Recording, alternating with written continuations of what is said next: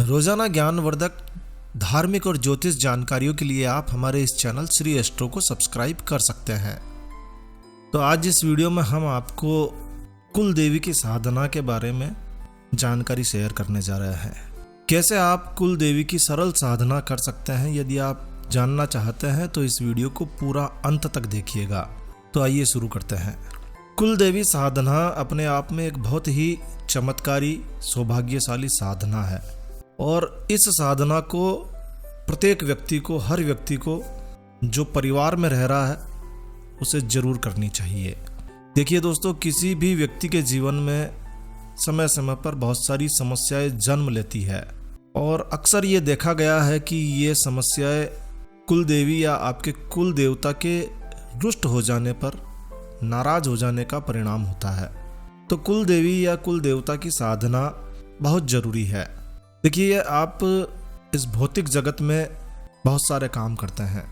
कोई भी कार्य जब आप करते हैं तो उसे सफल बनाने के लिए आपके पूर्वज, आपके पितृगण और आपके कुल पूज्य यानी आपकी कुल देवी या कुल देवता की कृपा बेहद जरूरी होती है।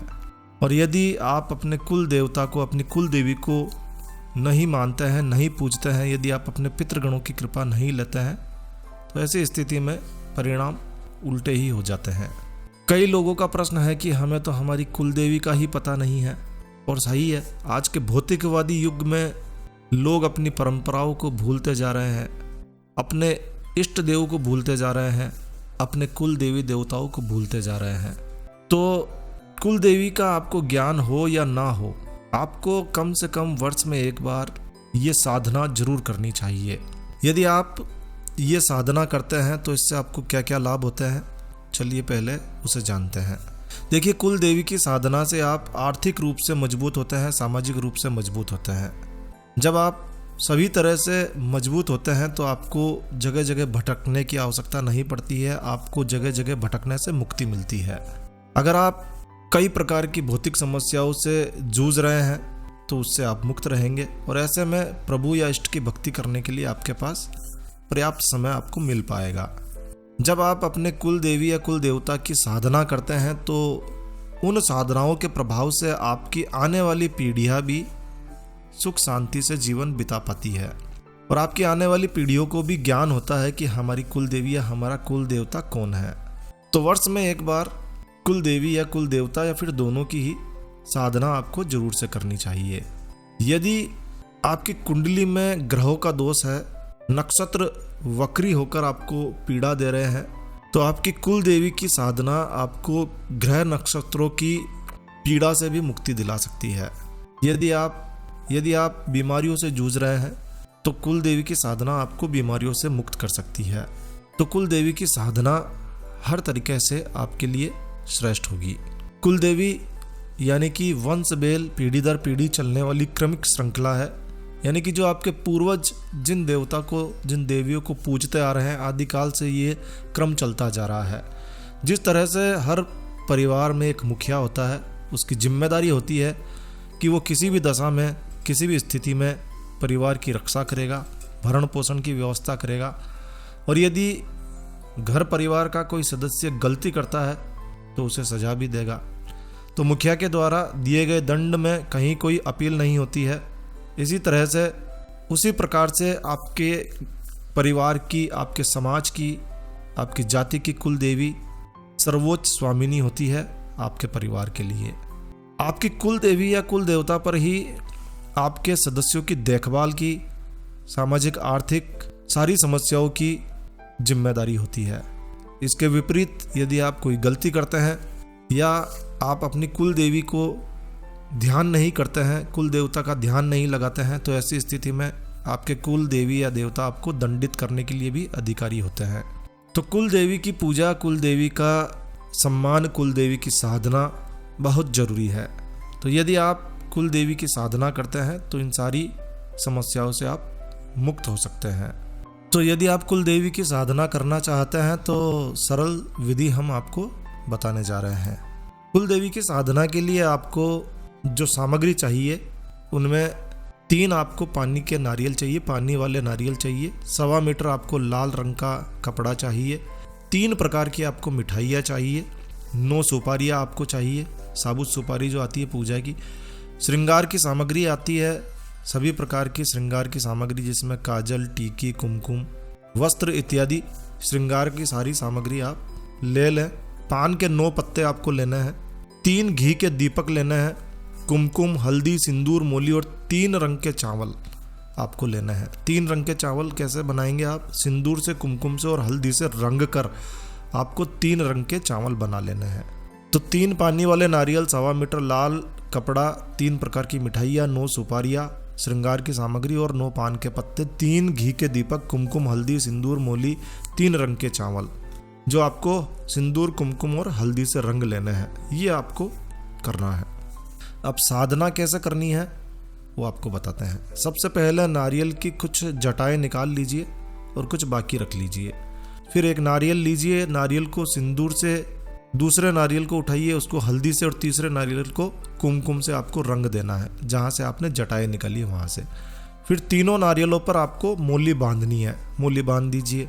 और फिर किसी बाजोट पर यानी कि लकड़ी का आसन जिस पर मूर्ति या नारियल आपको रखने हैं, जिसे आप चौकी भी कह सकते हैं, तो एक चौकी आपको चौकी आप रख लीजिए, बिछा लीजिए उस पर कपड़ा, उस पर लाल रंग का वस्त्र बिछा लीजिए और उसके ऊपर कुछ चावल बिछा दीजिए।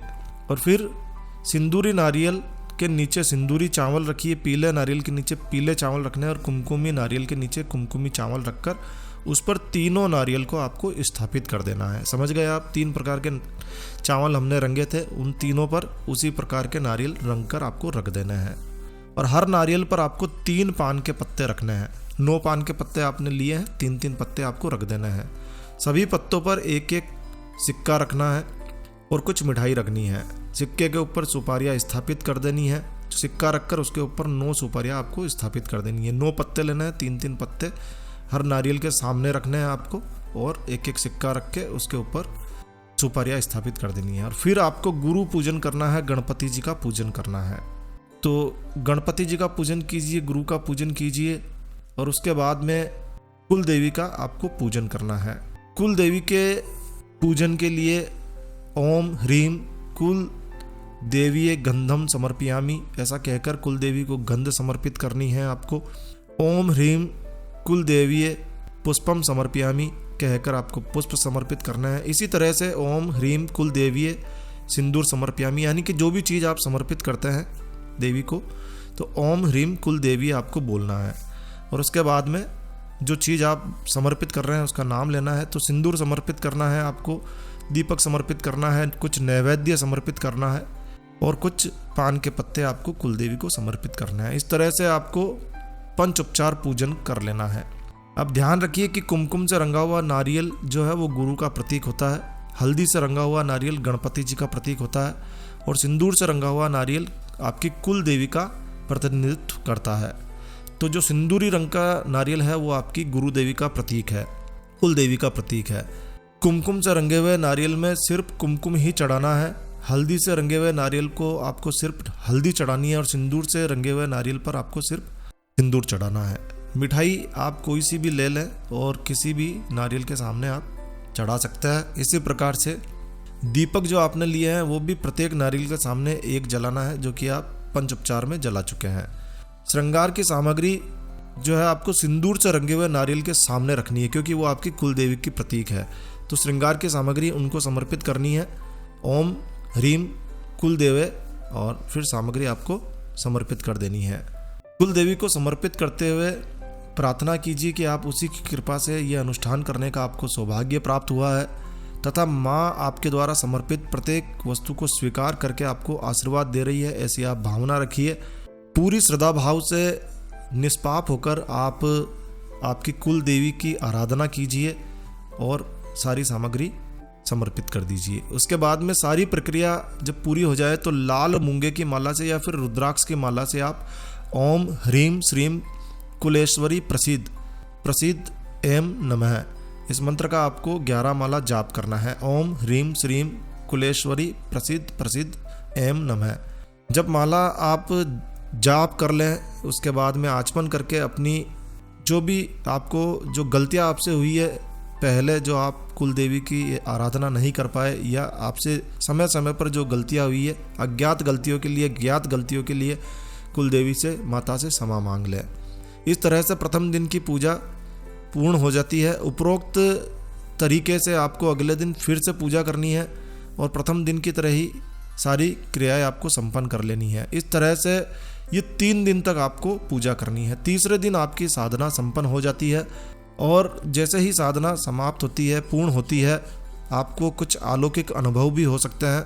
हो सकता है कि आपको अनुभव ना हो, ये भी संभव है, लेकिन यदि आप 3 दिवसीय इस साधना को कर लेते हैं तो निश्चित रूप से इसका फल आपको मिलेगा। आज नहीं तो कल मिलेगा, जरूर से मिलेगा।